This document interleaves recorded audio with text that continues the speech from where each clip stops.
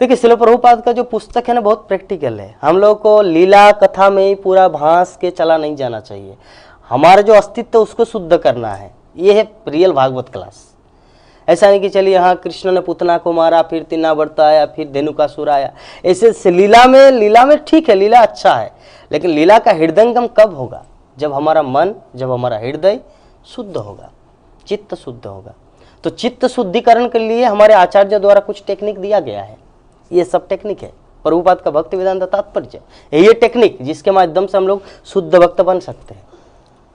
हाँ, शुद्ध भक्त जब तक नहीं बनेंगे तब तक तो भगवान का दर्शन होगा नहीं है।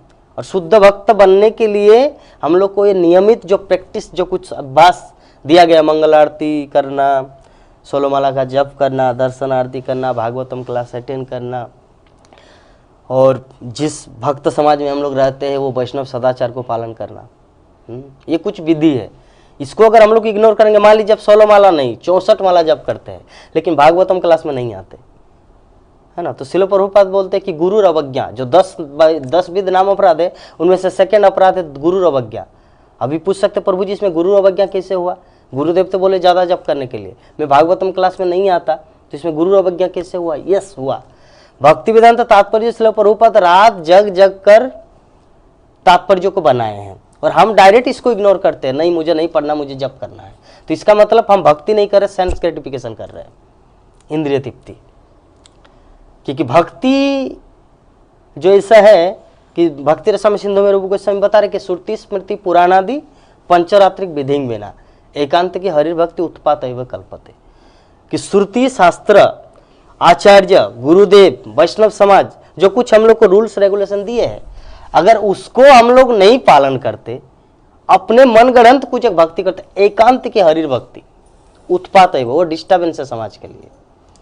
ऐसे भक्ति जो है ना वो समाज के लिए डिस्टर्बेंस है, उत्पात करते हैं। तो ऐसे व्यक्ति से, ऐसे भक्ति से हमारे जीवन में कुछ होने वाला नहीं है। इसीलिए भक्ति को हम लोग को सुदृढ़ करना है। सुदृढ़ मतलब साधु शास्त्र गुरु वाक्य, ये 3 चीज को फॉलो करना है। मान लीजिए कि आपका गुरुदेव आदेश दिए है कि जगन्नाथ तुम मायापुर के जो जितने सारे भक्तगण आएंगे उसको एक एक बुक देना भगवत गीता, मेरे गुरुदेव आदेश दिए है, ठीक है।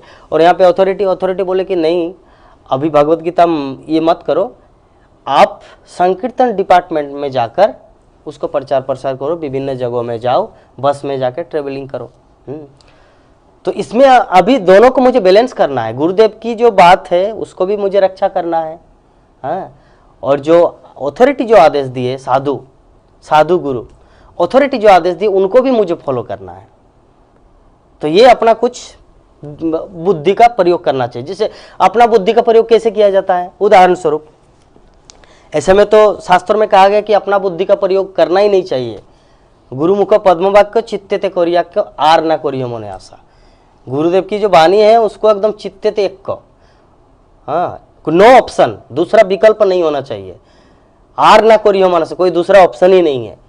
लेकिन भक्ति सिद्धांत सरस्वती ठाकुर के जीवन में हम लोग देखते हैं, गौरकिशोर दास बाबा जी महाराज भक्ति सिद्धांत सरस्वती ठाकुर को बोले थे कलकत्ता मत जाना, कलकत्ता कली का अड्डा है ना। क्यों ऐसा बोले थे गौरकिशोर दास बाबा जी महाराज की? उनको पता है कि कलकत्ता ऐसा कली का अड्डा है, वहां पे जो भी जाएगा पतित हो जाएंगे।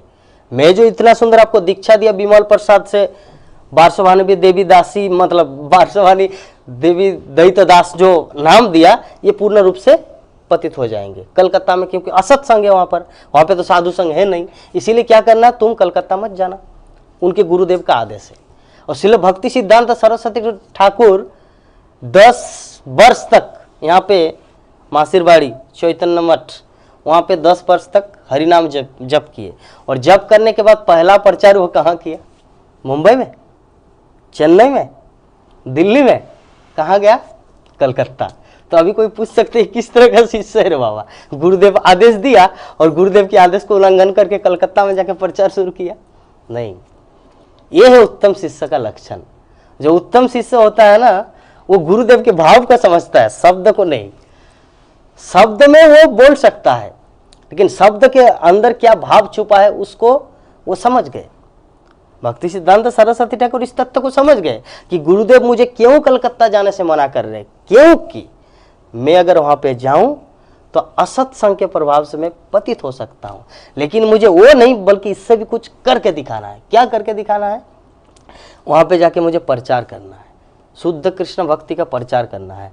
और वही से एक कलकत्ता रूपी दूध से एक मलाई या घी निकला शिल प्रभुपाद को निकाले, है ना, और उसी शिल प्रभुपाद के माध्यम से सारे विश्व में सुगंध, घी का सुगंध, शुद्ध घी का सुगंध, मतलब असली कृष्ण भावनामृत का जो सुगंध सारे विश्व में फैला दिया।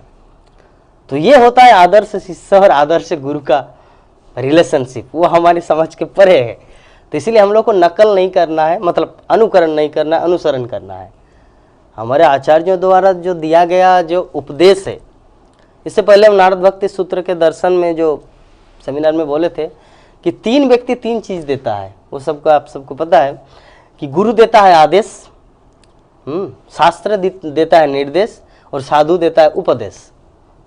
तो 3 चीज़ को हम लोग को पालन करना है। गुरुदेव का जो आदेश है उसको भी पालन करना है, शास्त्र में जो निर्देश है उसको भी पालन करना है, और साधुओं का जो उपदेश है उसको भी पालन करना है। तब हम लोग बनेंगे बिकम ए प्योर डिवोटी, तब बनेंगे शुद्ध भक्त। शुद्ध भक्त बनने के लिए कुछ